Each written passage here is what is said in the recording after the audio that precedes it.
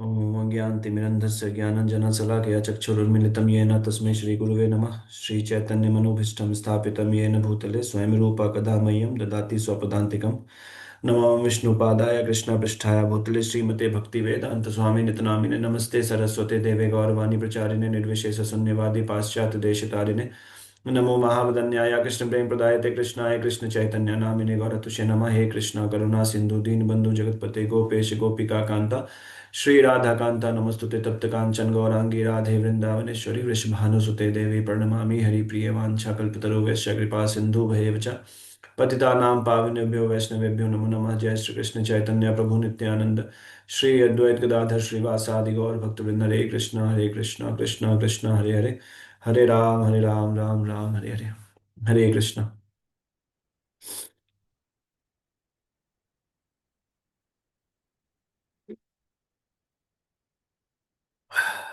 आज हम लोग दूसरे अध्याय का 16वां श्लोक पढ़ेंगे। पहले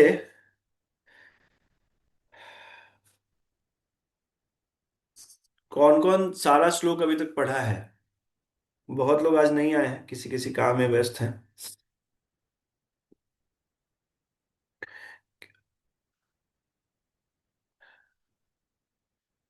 हम लोग पहले अध्याय का जब लास्ट स्टार्ट एक श्रृंखला में सीरीज में स्टार्ट किए हैं, तो सबसे पहले हम लोग पढ़े थे पहले अध्याय का पहला श्लोक। पहले अध्याय के पहले श्लोक के बाद उसके बाद दूसरे अध्याय का 7वां श्लोक पढ़े थे। तो पहले अध्याय का जो पहला श्लोक था वो हम लोग पढ़ेंगे कि कैसे हम लोग यहाँ तक पहुंचे हैं। तो एक रिवीजन भी आपका हो जाएगा, तो आपको थोड़ा समझ में भी आएगा कि क्या चल रहा है। बहुत लोगों को भी नहीं पता होगा कि क्या चल रहा है। ट्रांसेंडेंटल है।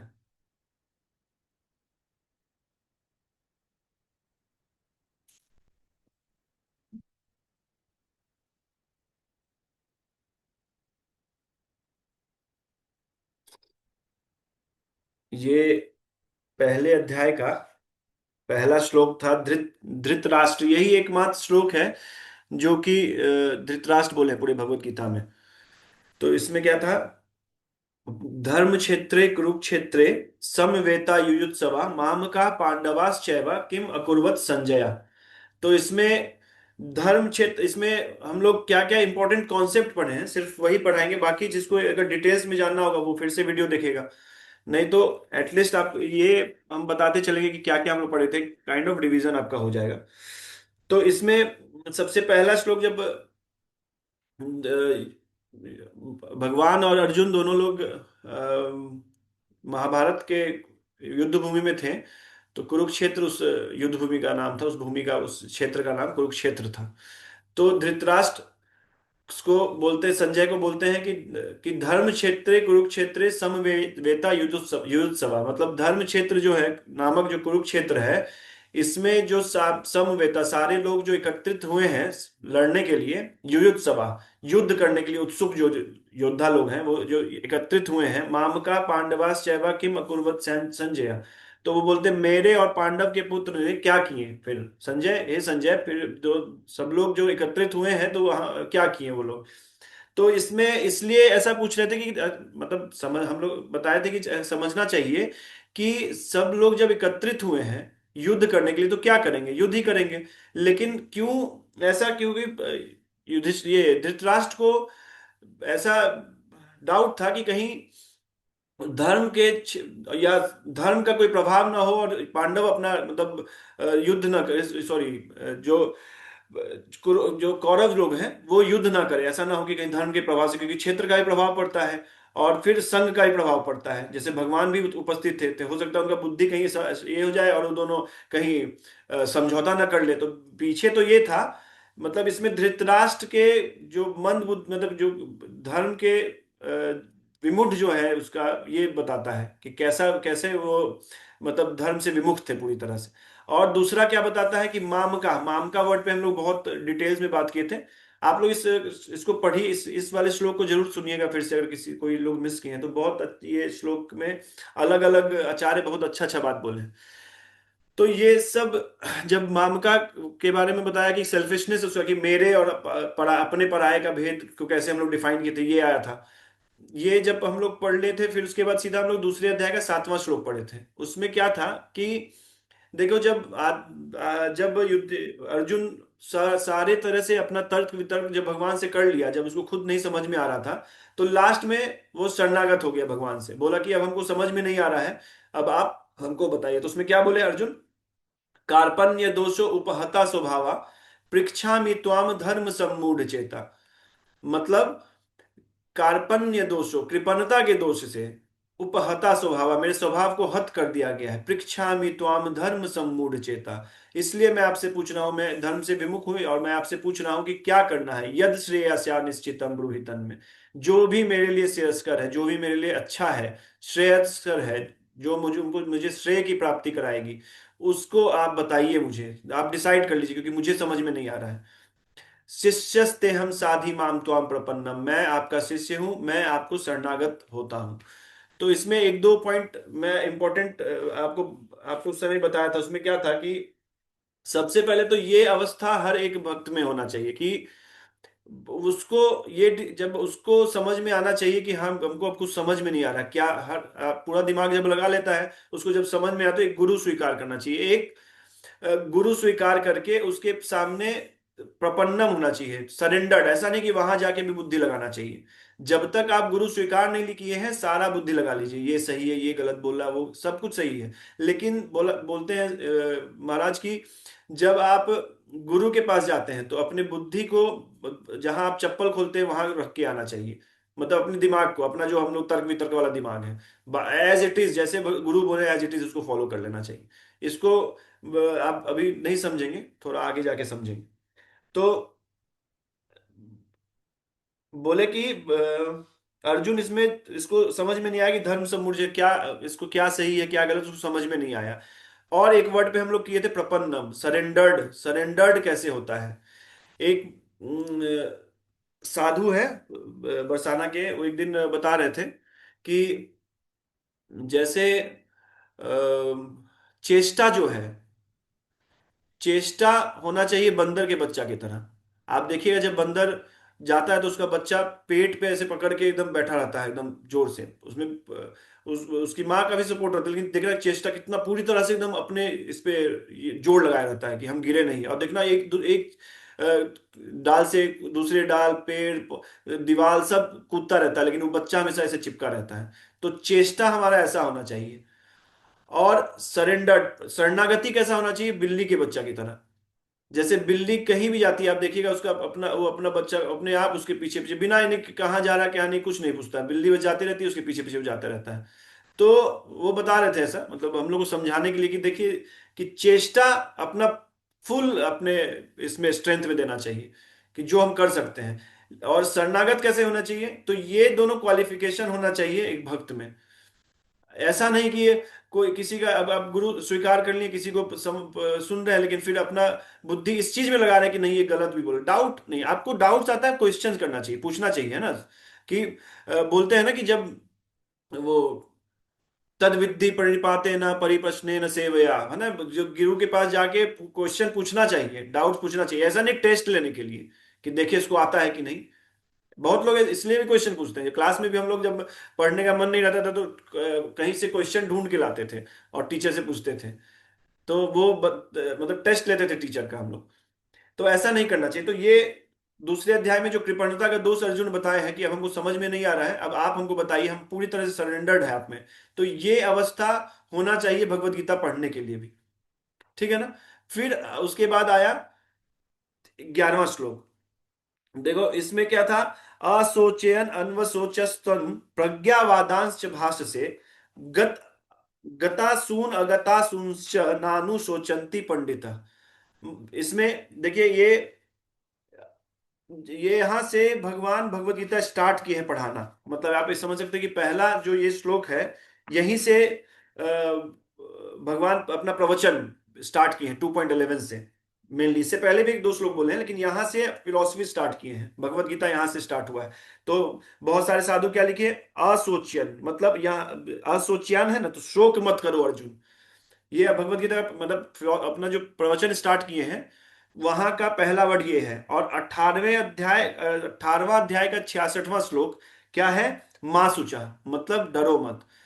तो मतलब पहले बोले कि शोक मत करो और चिंता मत करो, भगवत गीता का ज्ञान लो, गुरु साधु शास्त्र को स्वीकार करो, और इसको धीरे धीरे प्रैक्टिस करते करते लास्ट में तुम्हारा, हम गारंटी देते कि मां सोचा तुमको कोई डर नहीं लगेगा, अभय हो जाओगे तुम। तो ये बता रहे थे कि भगवत गीता कैसे स्टार्ट करते हैं, शोक दुख बहुत तरह का लोग को डाउट्स रहता है, बहुत तरह का चीज है कि कैसे वो प्रसन्न है सब कुछ करते हुए भी। कल भी एक भक्त पूछ रही थी कि वो सब, तो ये अभी सारे डाउट्स को एक जगह रखिए। वो जैसे हर एक लेवल पे धीरे धीरे बढ़ता जाता है भगवत गीता। ये दूसरा अध्याय इसलिए इंपॉर्टेंट है कि ये एक तरह से गीता समराइज्ड करके बताया गया है इसमें, तो इसलिए हम लोग इसको अच्छे से पढ़ते हैं। मतलब ये, और जब आप धीरे धीरे धीरे आगे पढ़ेंगे इसका डिटेल्ड फॉर्म हम लोग और पढ़ेंगे, ये तो अभी कुछ नहीं है। अभी तो बहुत हम लोग एक एक अभी देखिए एक एक श्लोक हम लोग पढ़ते हैं तो कितना कुछ नॉलेज आता है लाइफ का, हर एक श्लोक के बाद जीवन को देखने का तरीका चेंज हो जाता है, उसी में ही सुख मिलने लगता है, उसमें ही आनंद मिलने लगता है।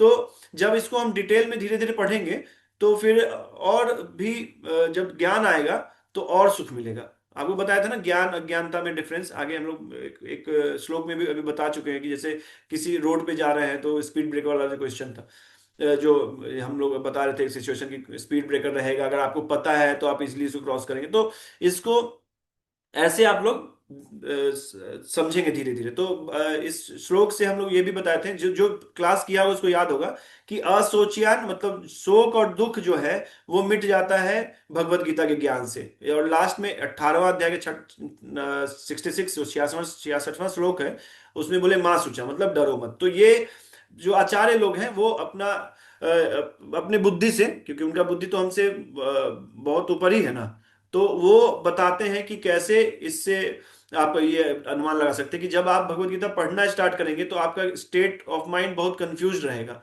आपको नहीं समझ में आया क्या है सही क्या गलत है, हम सुख कहीं और मिलना चाहिए, सुख कहीं और ले रहे हैं, हम लोग नशे में ले रहे हैं, तरह तरह के गलत काम में ले रहे हैं। तो ये सब अज्ञानता से लेते हैं। और भगवत गीता क्या करता है कि इस अज्ञानता को मिटा देता है। जैसे ही इस अज्ञानता को मिटाता है आदमी निर्भय हो जाता है, आदमी को सुख, सच्चित आनंद, हमेशा आदमी सुख में रहता है। तो ये भी इंपॉर्टेंट है, इसलिए भी इंपॉर्टेंट है भगवत गीता पढ़ने। ये हम लोग 11वें श्लोक में पढ़े थे, और इसमें पंडित का हम लोग डेफिनेशन दिए थे। पंडित का डेफिनेशन क्या दिए थे हम लोग कि, हाँ जो इसमें आगे भी पढ़े थे, कि प्रज्ञावादान प्रकृष्ट रूपेण ज्ञान, जिसको सही सही ज्ञान है, ज्ञान और अज्ञान को समझना भी इंपॉर्टेंट है। अज्ञानता, आज जो श्लोक पढ़ेंगे उसमें भी है अज्ञानता, जो हम लोग अपने आप को शरीर मान के सारा कार्य उसके लिए कर रहे हैं, इसको अज्ञानता बोलते हैं। सबसे बड़ा अज्ञानता, और भगवान से विमुख है, ये दोनों ही अपने कष्ट का कारण है। अभी कुछ लोग को ये समझ में नहीं आया कैसे इसको ये किया जाए। जब आप इसको प्रैक्टिस करेंगे तो फिर आपको समझ में आया कैसे हम लोग हर एक कार्य, हर एक सुख और दुख भी हम लोग किससे देखते हैं, अपने शरीर से देखते हैं कि इसको मिल रहा है तो सुख है ये। और हम लोग अभी पढ़े हैं ना, देहिनोस्मिन यथा देहे कौमारम यौवनम जरा। तो अभी उसको जैसे ही ये शरीर छूट जाता है, नया शरीर चढ़ता है, और आत्मा और उस पे जो चित्त है वही सूक्ष्म शरीर जिसको हम लोग बोलते हैं, वही इस नेक्स्ट जन्म में आता है। देखिए हम आपको, ये बहुत इंपॉर्टेंट चीज है, इसको आप फिर से एक बार देखिएगा। हम बताए भी थे लेकिन फिर से एक बार पढ़िए इसको। एक आज रिवीजन ज्यादा होगा, श्लोक कल हम लोग अच्छे से व्याख्या करेंगे, लेकिन ये इंपॉर्टेंट है क्योंकि हम लोग क्या बुद्धि बहुत शार्प नहीं है, हमेशा एक चीज को याद नहीं रख सकते, उसको बार बार बोलना पड़ता है। तो भगवत गीता खत्म करना इंपॉर्टेंट नहीं है, हमारे स्वभाव में हमारे जीवन में परिवर्तन आना चाहिए, इसलिए हम लोग भगवत गीता पढ़ते हैं। ये कोई कोर्स का बुक तो है नहीं ना कि इसको खत्म करना, 700 श्लोक है, 700 श्लोक पढ़ लिए। इसका इंपॉर्टेंस क्या है कि हर एक श्लोक के बाद मेरे गुरुदेव बोलते हैं कि शास्त्र ऐसे पढ़ना चाहिए कि हर एक पन्ने के बाद आपका स्वभाव बदल जाए, हर एक पन्ने के बाद आपके जीवन का सिचुएशन बदल जाए, मतलब जीवन का आपको देखने का नजरिया बदल जाए। तो हम लोग जो भगवत गीता पढ़ रहे हैं ये इसी उद्देश्य से पढ़ रहे हैं, इस उद्देश्य से नहीं पढ़ रहे कि 700 श्लोक है 700 श्लोक खत्म कर देना है। अभी तो हम लोग दूसरे अध्याय के 16वें श्लोक में है, आप अच्छे से 5 श्लोक बस पढ़े हैं, और आप सच बताइएगा आपके जो व्यू पॉइंट है लाइफ को देखने का, और अपने जो आपका जो एक्शंस है आप बहुत कॉन्शियसली अब करने लगे होंगे, बहुत कुछ इसमें बदलाव है सिर्फ 5 श्लोक पे। अभी ऐसे ऐसे 140 ग्रुप ऑफ श्लोक्स हो जाएंगे। समझ रहे हैं? तो इसको इसलिए हम लोग डिटेल में पढ़ रहे थे। तो हम लोग इसमें एक चीज और पढ़ाते हैं कि जो इसमें भगवान को क्या है, अर्जुन को डांटते हैं कि जैसे बोला ना 7वें अध्याय में कि हम आपको गुरु मानते हैं। तो जैसे बोले गुरु मानते हैं, तो भगवान तुरंत गुरु बन के 11वें श्लोक में डांटना स्टार्ट किए। जैसे गुरु को ये नहीं, मधुर भाषी हमें भाषी हमेशा होना जरूरी नहीं है। ऐसा नहीं है कोई आपको कुछ फिलॉसफी बताएगा हमेशा आपको समझ में आएगा। ऐसा नहीं, जरूरी नहीं है ना कि आपका अलग धारणा है। तो ओपन रहना चाहिए, पहले पहले सरेंडर्ड होना चाहिए कि हाँ भाई ये हम, इसीलिए हम हमेशा, ये हम लोग बोलते हैं ना कि 1 महीने आप बस थोड़ा सा मेरा बात समझ के देखिए, आप बिना मतलब डाउट्स के यदि, तो आप समझिए कि हाँ आप इतना एक्सपेरिमेंट किए हैं जीवन में, इतना कुछ किए हैं, तो 1 महीने ये भी करके देख लीजिए।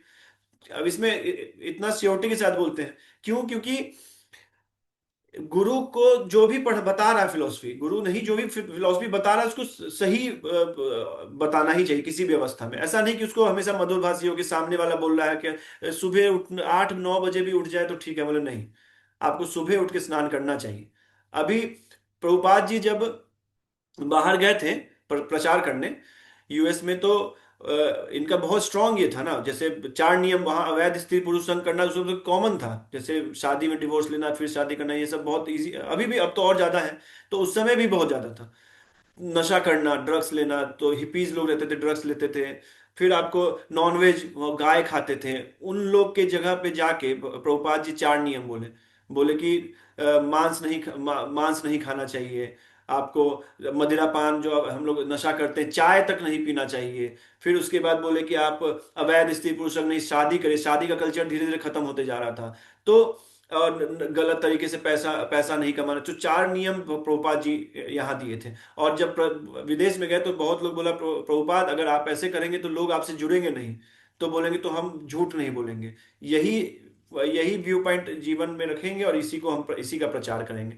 और इसी का वो प्रचार किए। और अभी आप तो, जब वो मर रहे थे, तो जब वो शरीर त्याग रहे थे तो लगभग 112 मंदिर था उसमें, तो इस्कॉन का उस समय 112। तो हमेशा स्ट्रांग अपना जो ये है, कभी कभी लोग को ठेस पहुंचता, क्योंकि जैसे क्या होता है कि इसको मतलब अपमानित रूप में नहीं लीजिएगा, लेकिन अपने स्वभाव को समझने के लिए हम लोग बोल रहे हैं। जैसे क्या है कि अगर आप किसी जगह शहद रख दिए हैं, जैसे कहीं आप मल रखे हैं, तो देखिएगा सुअर, मक्खी, जो वो होता है जो मल पे बैठता है, वो लोग पूरा लगा रहेगा।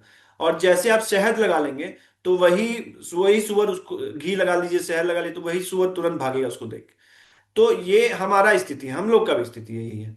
हमारा स्थिति यही है, आपका तो पता नहीं, कि जहां भगवान का चर्चा हो, जहां भगवान के बारे में बताया जाए, वहां उसके लिए हम लोग को अलग से समय निकालना चाहिए, सुनना चाहिए धीरे धीरे।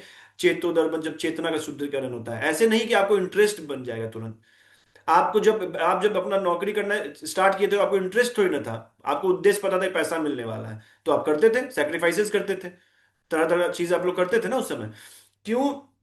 क्योंकि उद्देश्य पूरा क्लियर था। यहाँ पे, यहाँ जब हमारा उद्देश्य पता चल जाए कि क्यों हम लोग ये पढ़ रहे हैं, भगवत गीता क्या कर रहे हैं, तो फिर आपके लिए इसकी से समय निकाल। इसलिए बहुत बार बहुत लोग, जैसे अभी आज कितने लोग हैं, लगभग 17 लोग हैं, तो मतलब दो मान लीजिए 15 लोग हैं, पिछले क्लास 20 लोग ऐसे। तो क्या है कि, क्यों बोल रहे थे हम?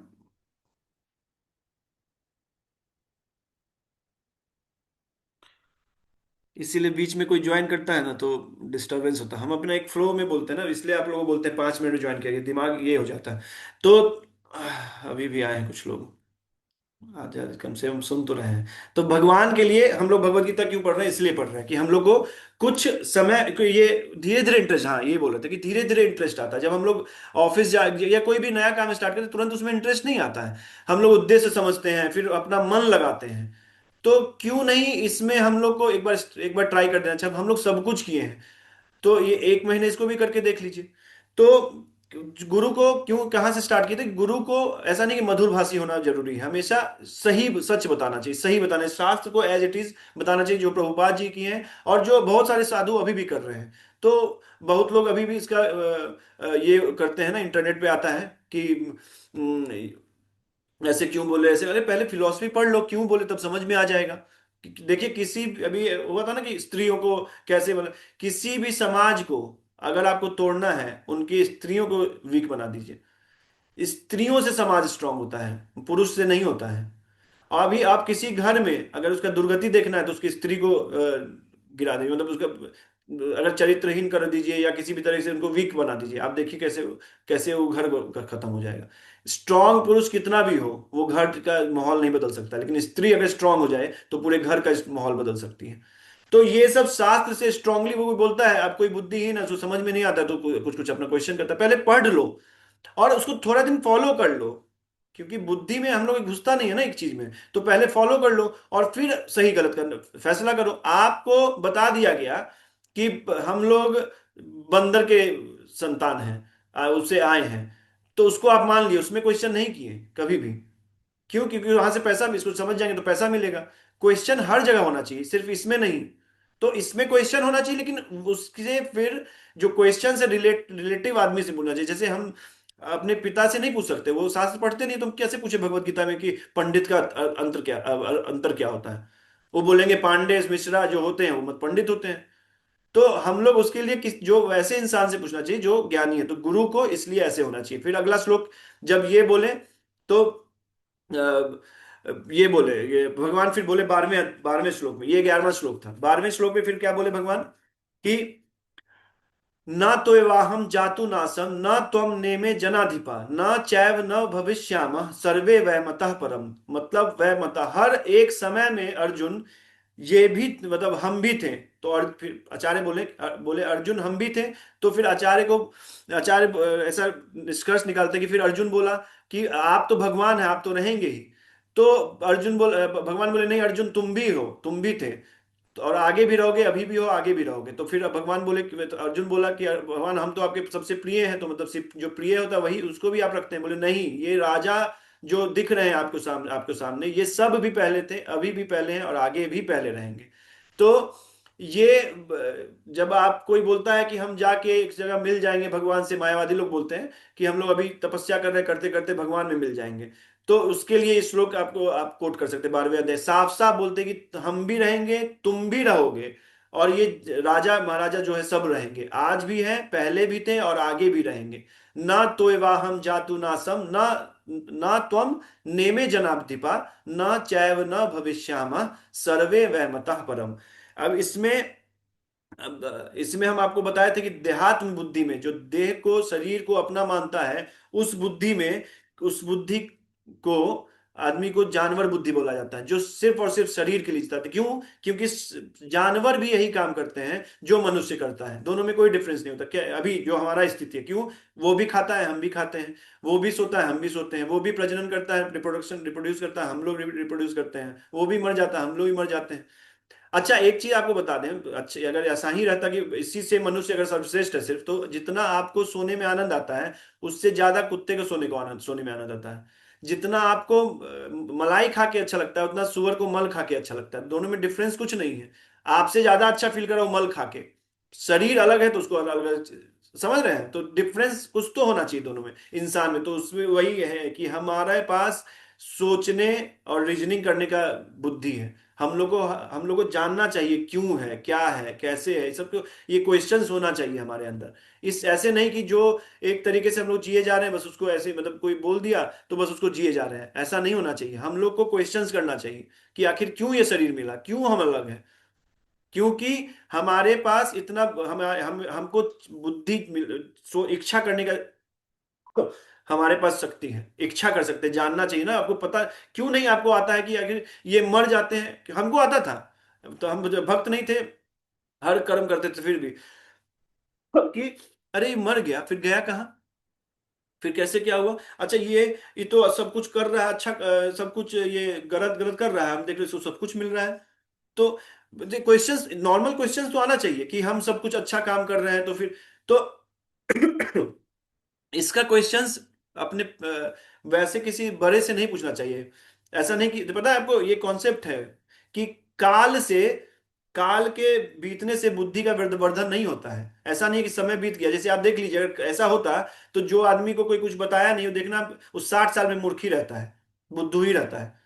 आप ऐसा एक्सपेरिमेंट कीजिए, किसी बच्चा को रख दीजिए 10 साल तक, उसको कुछ बताइए ही मत, वो देखिएगा एकदम बम रहता है, बोट रहता है, उसको कुछ समझ में नहीं आता क्या करना क्या नहीं। तो काल बढ़ने से बुद्धि नहीं आ जाता है, ऐसा नहीं कि कोई बड़ा है तो उसको ज्यादा बुद्धि होगा।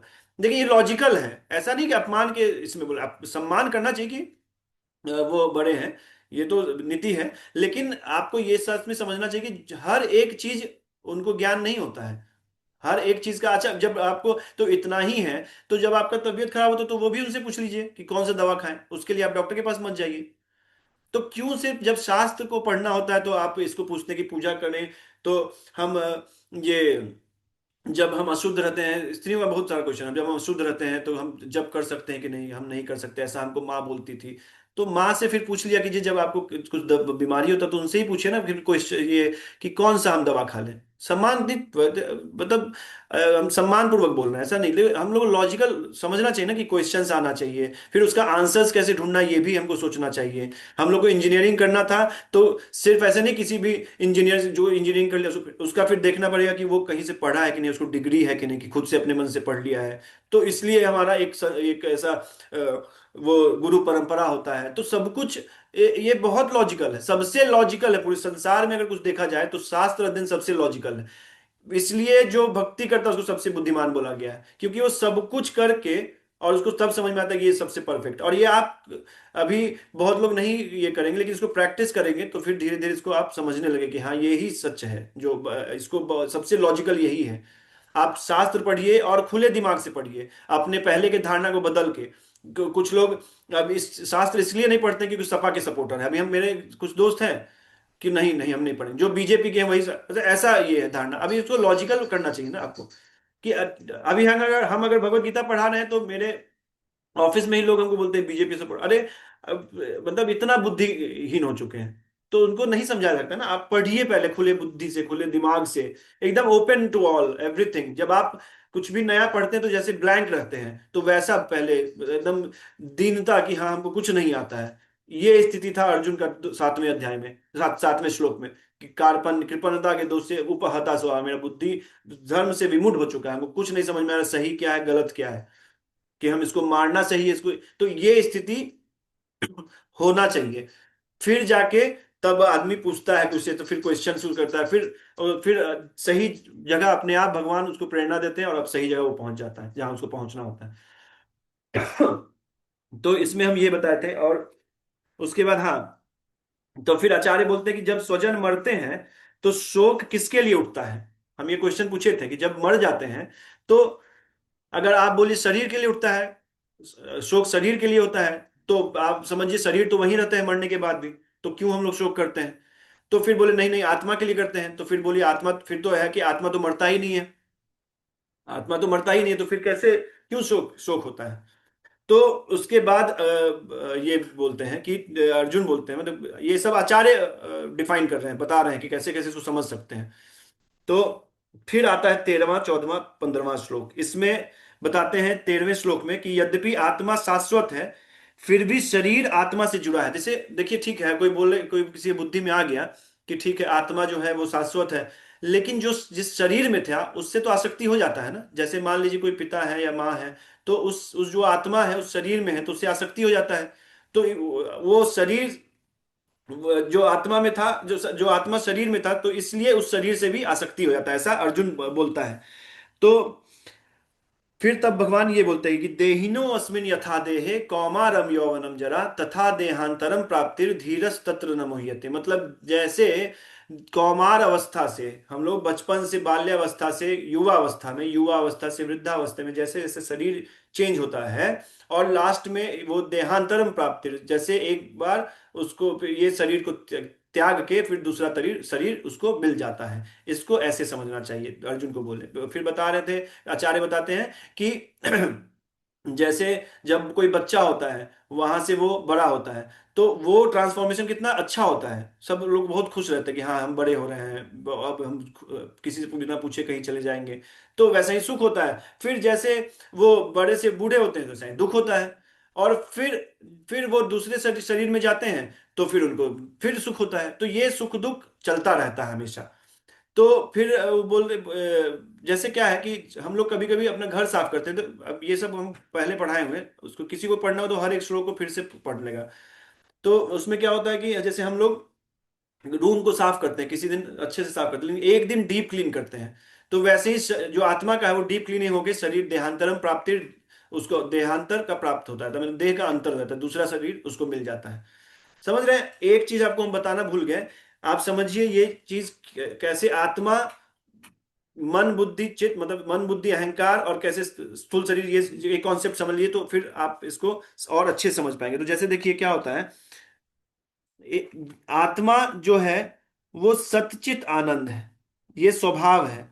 सत चित आनंद, ये आत्मा का स्वभाव है, ये नित्य स्वभाव है। अगर कोई ये आध्यात्मिक जीवन जीते रहता है धीरे धीरे, तो यही इसी स्वभाव में आते रहता है, तो इसलिए वो हमेशा सत मतलब हमेशा रहेगा, चित्त मतलब सर्व सारा उसको ज्ञान, और आनंद हमेशा सुख का अनुभव करेगा। आनंद अलग होता है, हमेशा सुख का अनुभव करेगा। तो ये आत्मा है, समझ लीजिए आप इसको। ठीक है। इसके ऊपर सूक्ष्म शरीर रहता है, इसको इसमें क्या रहता है, मन बुद्धि और अहंकार, ये रहता है। ये आत्मा के ऊपर जो हम लोग जन्मों जन्म से जो कर्म करते आए हैं, तो वो इसके ऊपर चढ़ा रहता है। इसी को मन बुद्धि और अहंकार से, ये इसको हम लोग चित्त बोलते हैं, जो बोलते हैं चेतना। तो इसी के, इसके स्वभाव को चेतना बोलते हैं, चित्त, इसको चित्त बोलते हैं। चित्त किसको बोलते हैं? मन बुद्धि और अहंकार को।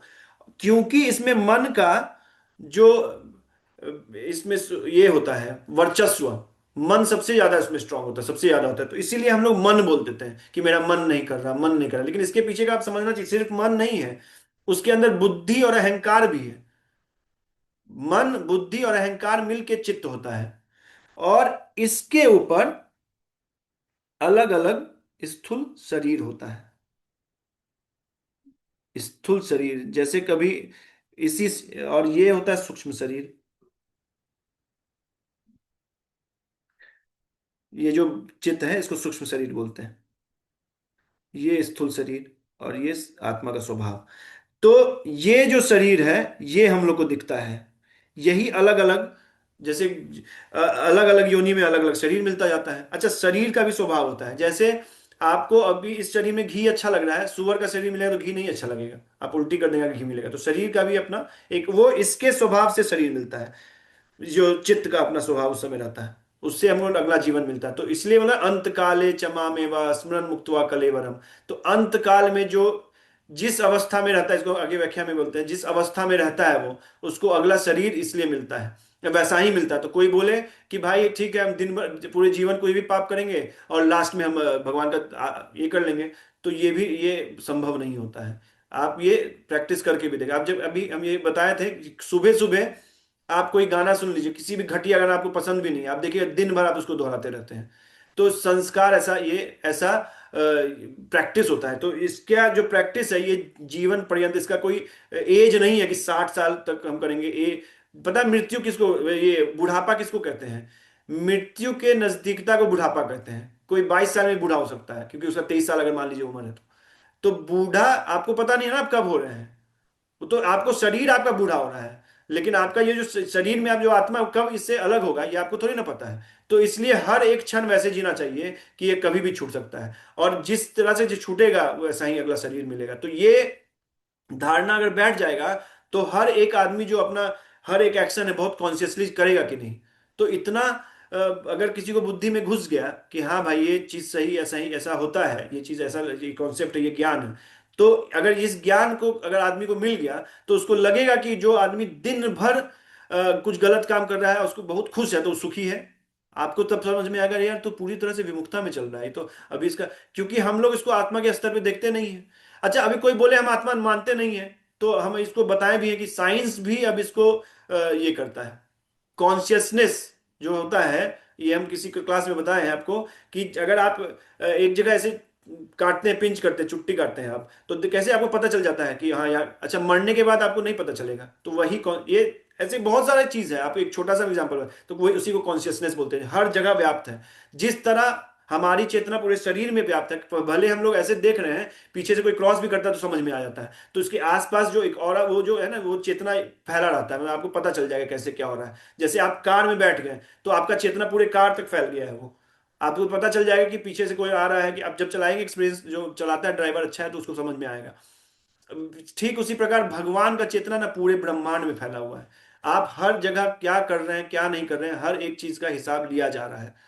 ये आपको इसका टेंशन लेने की जरूरत नहीं है, आप अपने कर्म को ही बदलना चाहिए आपको। आपका दायित्व तो आपके कर्म को, आपकी चेतना को चेंज करना, यही जो चेतना है ना, इसी को चेंज करना सबसे इंपॉर्टेंट है जीवन में। इसी को शुद्ध करते रहना ही, इसी का मार्जन करते रहना ही उद्देश्य है जीवन का, और कोई उद्देश्य नहीं। बाकी जो आप कार्य वो करते हैं, हर एक एक्शंस में आप देखिए आपका चित्त शुद्ध हो रहा है कि विशुद्ध हो रहा है, मतलब ये सॉरी कि खराब गंदा हो रहा है, आपको देखना पड़ेगा ये। तो इससे हम लोग ये आप समझ सकते हैं कि ये कॉन्सेप्ट जानना जरूरी है, अगर हर एक श्लोक को इस रूप से समझने के लिए। जब हम बोलेंगे चित्त, तो आपको समझ में आएगा मन बुद्धि अहंकार, जो आत्मा के ऊपर एक मल बैठा हुआ है, उसको चित्त बोलते हैं। वो जैसा रहेगा वैसा आपको संसार दिखेगा। अगर ये जिस जिस तरह से नजदीक नजदीक आत्मा के स्वभाव में जाएगा, संसार में बाहर जो एक्सटर्नल का जो भी आपके चीज, जो भी बाहरी चीज है, वो आपको बहुत प्रभावित करेगी, क्योंकि आप हमेशा सुख के अवस्था में रहेंगे। आप ये हम हजारों बार एग्जांपल, मतलब कम से कम 10 बार बोल चुके हैं। जब आपका किसी दिन सुबह बहुत अच्छा ये रहता है, मूड रहता है, कोई आके आपको गाली भी दे दे तो बोलता है अरे यार अज्ञानता में है, इसको समझ में भी नहीं आ रहा है, ये हमको गाली थोड़ी नहीं दिया, ये आत्मा को देख ही नहीं सकता, ये हमको शरीर को गाली दिया। तो ये सब आपका है। अच्छा अच्छा, किसी दिन मन खराब है तो आप देखिएगा वो कुछ बोलेगा भी नहीं, खा ले, आपको देख लिया तो आप उससे लड़ लेंगे। तो यह चेतना का ऐसा कमाल होता है, जैसे ही तो समझ सकते हैं, चेतना जिस भी अवस्था में रहेगा, बाहरी चीज बहुत आपको उद्विग्न नहीं देगा, आपको आपके जीवन में आपको बाहरी चीज जो भी होता है वो बहुत परेशान नहीं करेगा। शरीर खराब हो रहा है, बीमार हो रहे हैं, ये सब बहुत परेशान नहीं करेगा। तो ये कॉन्सेप्ट था, इसको और धीरे धीरे हम लोग पढ़ते रहेंगे। अभी ये पूरे भगवत गीता में जब आप पढ़ लेंगे, तो आपका जो व्यू पॉइंट है जीवन को देखने का, और इससे आपको लॉजिकल चीज और कुछ दिखेगा ही नहीं। कोई भी चीज आप इससे रिलेट करके देखेंगे, आपको जवाब मिल जाएगा। तो ये कॉन्सेप्ट था। आप स्थूल शरीर, सूक्ष्म शरीर, अच्छा जैसा आपका अंत अंत समय चेतना रहेगा, वैसा आपको शरीर मिलेगा। तो हम लोग को अभी मनुष्य शरीर मिला है, तो इसमें हम लोग को और उच्च चेतना में अपने आप को ले जाना है, और अच्छे और अपने नित्य स्वभाव में ले जाना है। जैसे और हम जिस अवस्था में, और ऐसा अवस्था होना चाहिए कि अंत काल में सिर्फ भगवान का स्मरण हो, सिर्फ भगवान का याद आए हमको। जो साधु लोग हैं, बहुत लोग हैं जो वो वो पूरे जीवन बस इसीलिए प्रैक्टिस करते हैं कि उसको उनको अंत काल में, और इसीलिए वो घर त्याग देते हैं, ये कहते हैं। उनका उनका अलग लेवल होता है, इतना अलग लेवल पे होता है, तो वो अलग, उनका प्रैक्टिस इस लेवल का होता है। तो हम लोग को एटलीस्ट इतना करना चाहिए कि चेतना अंतकाल में बहुत भगवान पे मन रहे, चेतना शुद्ध रहे, और भजन में मन लगे। इसका प्रैक्टिस हम लोग को अंत पूरा स्टार्टिंग से करना चाहिए। अंत में अचानक से ये ऐसा नहीं कि एकदम बैठे हैं और आप को कुछ भी ऐसे भगवान का स्मरण हो गया, ये नहीं किया सकता, उसका प्रैक्टिस आजीवन करना पड़ता है। तो ये था पहला। तो बोले ठीक है, तो फिर 14वें अध्याय में बोले अर्जुन अच्छा, तो इसका मतलब मन मेरा कारण है, मन मेरे दुख का कारण है, इसका मतलब हम जो सोच रहे हैं इसी के चलते। बोला नहीं, मन तो है ही, उसके साथ तुम्हारी इंद्रियां जो है पांचों, इसका जो संपर्क है इंद्रिय विषयों से, ये है कारण उसका। तो बोले मात्रा स्पर्शास्तु कौन्तेय शीतोष्ण सुख दुखदा आगमा पाइनो नित्यांतान तितिक्षस्व भारत। मतलब ये जो इंद्रियों का इंद्रियों विषयों के साथ जो संपर्क है, इससे हम लोग सुख और दुख, मान अपमान से इसको झेलते हैं। तो इसको हम लोग को सहना चाहिए, इसको सहने से तितिक्षस्व भारत, इसको सहना चाहिए। अर्जुन ये भगवान बोले कि जैसे अभी जैसे ठंडा गया, तो बहुत लोग 3 3 दिन तक नहाते नहीं है, तो नहीं, इसको सहना चाहिए, इसको प्रैक्टिस में लाना चाहिए। जो अपना एक रूटीन बनाए हैं, चाहे सुख हो चाहे दुख हो, चाहे मान हो अपमान हो, ठंडा हो सर्दी हो, उसको करते रहेंगे ना आप, तो आपका अवस्था ये आ जाएगा, बहुत उद्विग्नता, बहुत आपको बेचैनी नहीं होगा, अरे यार ठंडा आ गया। ये आप प्रैक्टिकली इसको कर सकते हैं। तो ये इसके लिए सहना पड़ता है। जिस लेवल तक आप सह लेंगे, आप देखिएगा वहां तक आपको कहीं परेशान नहीं करे, फिर उसके ऊपर कहीं परेशान करे। तो सहते सहते अपने आप को सम कर देना चाहिए। इसी इसी को नेक्स्ट नेक्स्ट श्लोक में बोलते हैं कि यम ही न व्यथ्यन्ते एते पुरुषम पुरुषर सभा सम दुख सुखम धीरम सो अमृत तत्वाय कल्पते, वही अमृत तत्वाय कल्पते, मतलब वही मुक्ति के योग्य है। कौन? जो यम ही ना व्यथनते पुरुषम, जो पुरुष व्यथित नहीं होते, मतलब उनको बहुत परेशानी नहीं होता है, सुख दुख में जो सम रहते हैं, मतलब व्याकुल नहीं होते हैं। भगवान बोल रहे हैं कि जो सारे इस सब सारे परिस्थितियों में जो व्याकुल नहीं होते हैं, वो धीर पुरुष अमृत तत्वाय कल्पते हैं, वो मुक्ति के योग्य है, वो जो आत्म साक्षात्कार साक्षात्कार के योग्य है। वो कैसे लोग? जो सम रहते हैं। तो हम लोग को अपने जीवन में इसको प्रैक्टिस करना चाहिए। जैसे बोल लीजिए कोई किया अभी, तो बहुत उसमें सुख का अनुभव नहीं करना चाहिए कि अरे यार मेरे अंदर ये क्वालिटी है, अरे अभी अपना स्थिति खराब होगा, आपको वही लोग गाली देंगे, तो इसलिए उस समय भी परेशान नहीं होना। अच्छा यही कभी तो बड़ाई भी कर देगा। तो ये चीज जो समझता है धीरे धीरे, आप ये आपको प्रैक्टिकली बता रहे हैं कि ठंडा आया तो नहीं यार तबीयत खराब करिए, फिर देखिएगा आपका शरीर भी उसी तरह से हो जाए। सुबह उठने का जिसको आदत नहीं था, वो अभी देखिए 3-3 बजे 4-4 बजे उठ रहे हैं आराम से। तो अपने आप सब कुछ ये हो क्या? क्यों? क्योंकि हम लोग उसको सहे हैं। धीर सम दुख सुखम, मतलब सम रहे, दुख या सुख में, मान अपमान में सम रहे।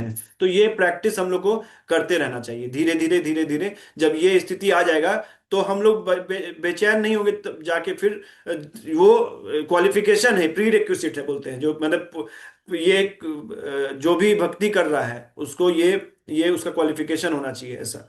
तो उसको सम रहना चाहिए। ये 15वां श्लोक में बताया। अच्छा, इसमें जो मात्रा स्पर्शास्तु कौनते हैं, में हम आपको बताए थे कि जो इंद्रिय इंद्रिय विषय का जो संपर्क है, उसमें चेतना डिसाइड करता है कि आपका कैसा उसको आप भाव लेंगे। जैसे अगर आप किसी दिन बहुत अच्छे स्थिति में शुद्ध सतोगुण में भक्ति है, भगवान को आपको चिंतन हो रहा है, ये हो रहा है, आप देखिएगा बाहरी कोई भी चीज जो है वो बहुत आपको उद्विग्नता नहीं लाएगी, जो चेतना आपको एकदम शांत रहेगा, शुद्ध रहेगा उस समय। तो अभी उसका जो संस्कार, जो गंदा संस्कार है, धीरे धीरे वो बैठ जाएगा, और जो अच्छे संस्कार से वो जब ऊपर रहेंगे उस समय, तो आपको जो बाहर के जो बहुत भोग जो है वो या विलासिता है, वो आपको बहुत अट्रैक्ट नहीं करेगी उस समय। तो ये आप सम रहने में बहुत आपको प्रैक्टिस करेगा। जैसे आपको बहुत मान मिल रहा है, तब भी आप उस ज्ञान में स्थित है ना, समझ गए कि हमको ये सहना है, अच्छा भी सहना है। ये नहीं कि कहीं हम मंदिर जा रहे हैं वहां अपमान हो गया तो कल से नहीं जाएंगे। अरे भगवान के लिए जाइए। और उनके हम मेरा जो ये है भाव, भगवान देखेंगे हमको। किसी और से क्या, कहीं अगर जा रहे हैं किसी घर में, वहां मान होने लगा तो वहीं 10 दिन रह लिए।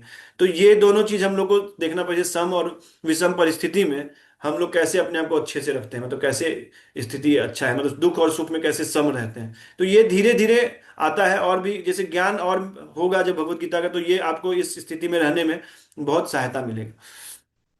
तो ये अभी तक हम लोग ओवरऑल पढ़े थे। इसको एक बार और आपको, जिसको जो श्लोक अच्छे से पढ़ना है, जैसे 2.7 बहुत अच्छा श्लोक था, 2.13 एक बार हम बताए थे, धीर पुरुष का एग्जाम्पल बताया, पंडित बताए थे पहले। पंडित और धीर ये भी समझना चाहिए आपको। जैसे पंडित क्या जो अपने आप को आत्मा ब्रह्म, ये जगह स्पिरिचुअल नॉलेज का जो है, स्पिरिचुअल नॉलेज के यही से स्टार्ट होता है कि अपने आप को आत्मा। इसीलिए भगवान जब प्रवचन करना स्टार्ट किया तो सबसे पहले शरीर और आत्मा का भेद दिए। बोले हैं ना, इसमें हम आपको बताए भी थे कि this is the first knowledge in spirituality. आदमी सब कुछ कर रहा है, सारा प्रोसेस कर रहा है भक्ति का, लेकिन उसको यही नहीं ज्ञात है कि वो आत्मा है, शरीर नहीं। तो फिर वो अपना एक्शंस उस भाव, वो भाव ला पाएगा आपको। अगर आपको समझ में आएगा कि आप आत्मा है, तो आपका हर एक एक्शंस ये होगा कि यार ये मेरे चेतना को दूषित तो नहीं कर रहा है। ये तो अरे क्या हुआ, हम किसी नशेड़ी नशेड़ी के साथ बैठ गए तो ये चीज तब समझ में आएगा जब उसका प्रभाव आप एकदम भली भांति देख पाएंगे। तो फिर अपना संग आप अच्छा कर लेंगे, आप बहुत फालतू जो बोलते हैं वो कम कर लेंगे। तो ये देखिए, हम बहुत निचले स्तर पे बता रहे हैं कि ये सब स्वाभाविक होने लगता है जिस चीज से हम लोग परेशान हैं। एक लास्ट कॉन्सेप्ट है, नया श्लोक हम लोग कल पढ़ेंगे, लेकिन एक लास्ट श्लोक है, लास्ट एक कॉन्सेप्ट है, इसको समझिए कि इसको बहुत ध्यान से समझिएगा। ये हम मतलब इसको आप अपने जीवन में बहुत एनालाइज कर सकते हैं। देखिए, हम लास्ट क्लास में आपको बताएं कि शोक दुख जो है वो 3 तरह का होता है। ये लास्ट क्लास में पढ़ाए थे आप लोग। क्लास कभी जो नहीं पढ़े हैं उसको एक बार सुनिएगा धीरे धीरे, जब भी आपको समय मिले। और नहीं तो राधा गोविंद महाराज को सुन सकते हैं, प्रभुपाद जी को सुन सकते हैं, जिसको हायर चीज पढ़ना है। तो हम बेसिक्स पर बता रहे हैं अभी, तो बेसिक्स समझने में इजी होता है आप लोग को, इसलिए हम बोल रहे हैं। तो उसमें जब हम लोग ये बोले कि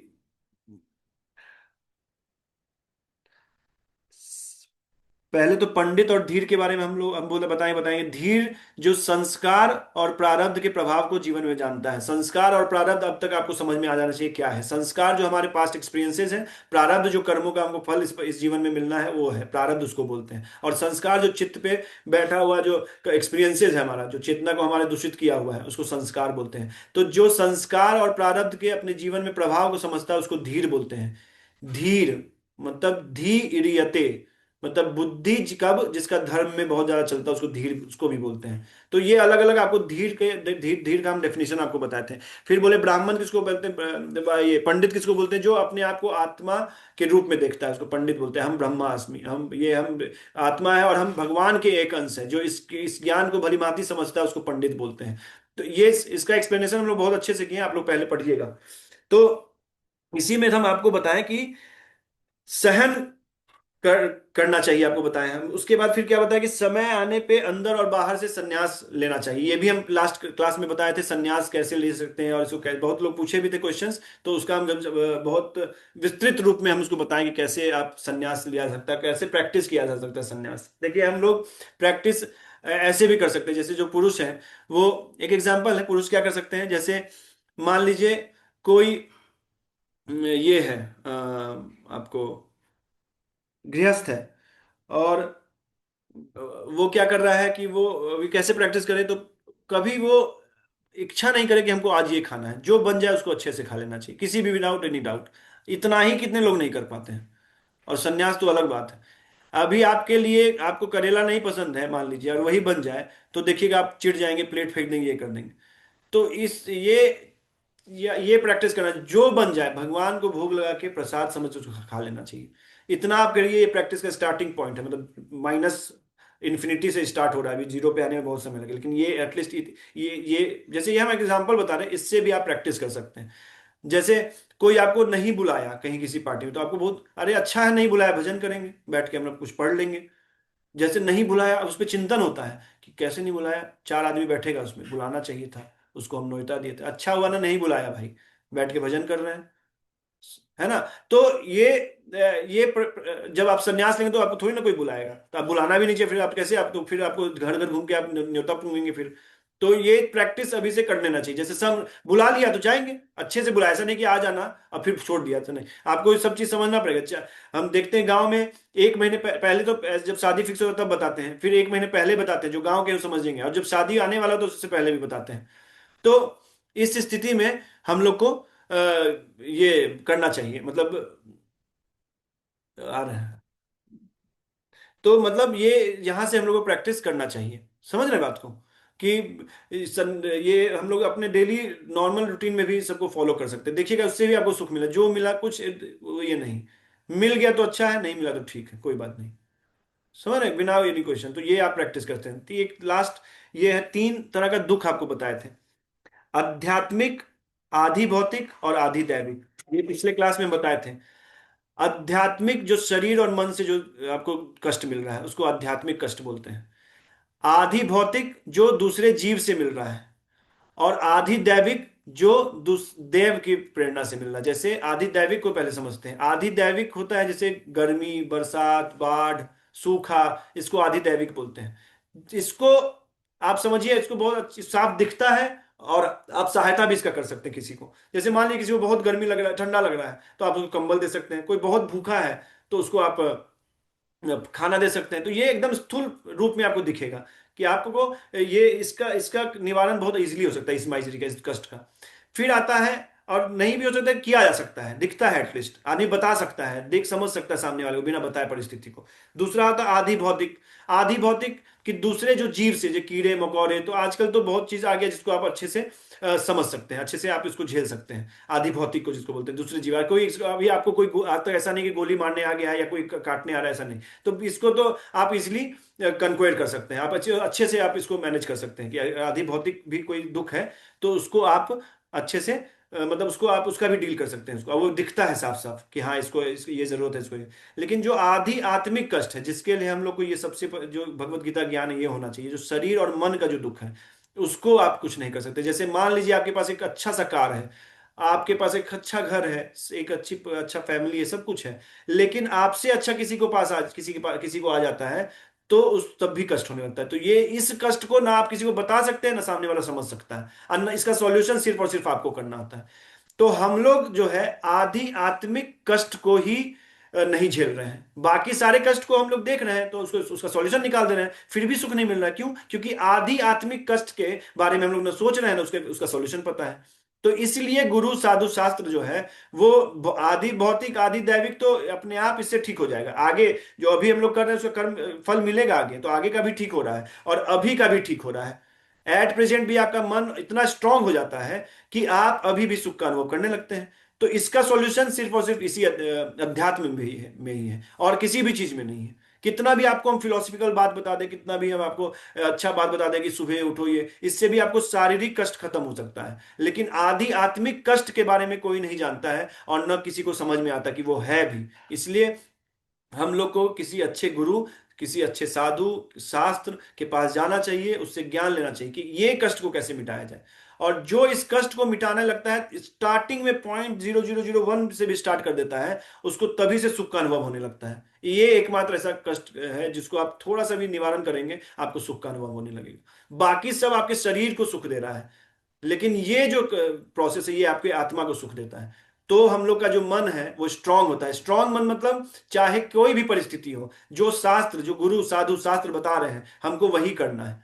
भले 1 करोड़ आ जाए, हम बहुत गरीब है लेकिन फिर भी नहीं करेंगे, क्योंकि हमको धन नहीं लेना। आप देखिए ये करके आप इतने स्ट्रांग होंगे कि आप अपने साथ हजारों लोगों को प्रभावित कर सकते हैं। ये एक्सपेरिमेंट करके आप देख सकते हैं। आप इंटीग्रिटी मेंटेन रखिए, चाहे आपको कोई देख रहा है चाहे नहीं देख रहा है, फिर भी आप स्ट्रांगली अपने प्रैक्टिस को करते रहिए। आप देखिएगा आप इतने इफेक्टिव हो जाएंगे कि लोग तक बिना बोले आपके बात पहुंचेगा और लोग इतने प्रभावित आपसे होंगे।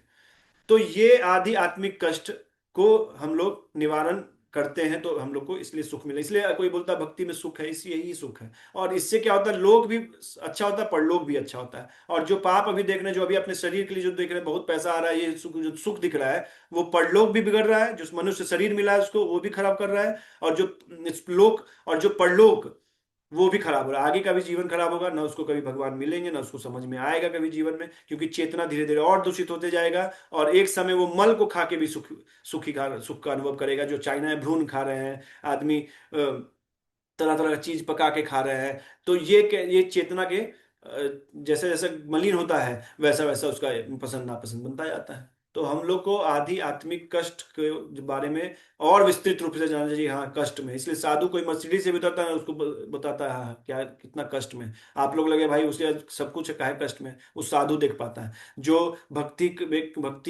कार्य में जो लगा हुआ है वो देख पाता है। जैसे जैसे चेतना उठेगा आपका, तो आप भी देख पाएंगे कि भाई वो भी कष्ट में, तो आपको समझ में आएगा हाँ सुख में नहीं है, दुख में है।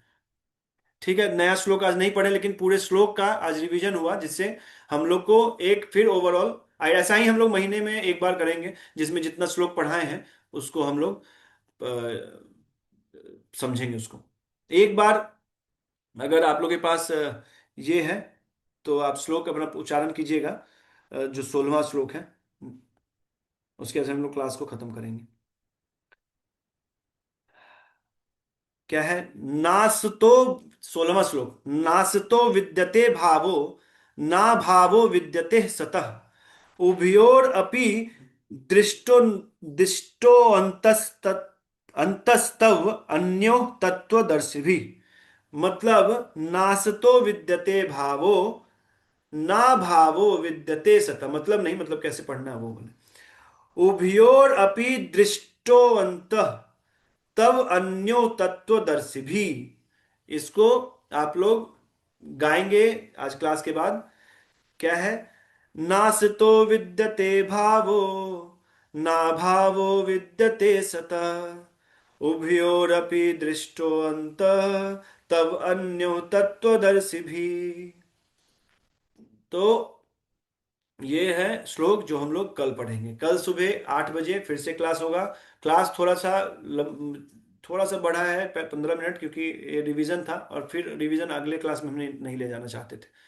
तो ठीक है, 18-19 लोग जो जुड़े हैं और जो नहीं जुड़े, जिसको ऑफलाइन सुनेंगे, उनके लिए जो भी प्रश्न होगा वो हमसे बाद में पूछ लेंगे। ठीक है। श्रीला प्रभुपाद की जय हरे कृष्णा।